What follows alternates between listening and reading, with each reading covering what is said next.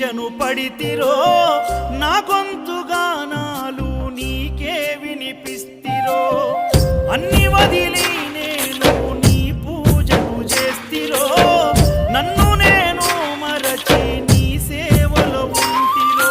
భక్తితోని భజన చేస్తూ బయలుదేరితి శక్తినిచ్చి నన్ను నడిపించు శబరికి నేను అలసిపోతిని నిన్ను చూడలేనని నీ భక్తుడైనా నే బాటసారిని క్షణముండలేను తండ్రి నేను తల్లడిల్లిపోతి ఈ పాదయాత్రలో నీ దరి కాననైతిని ఎంత దూరం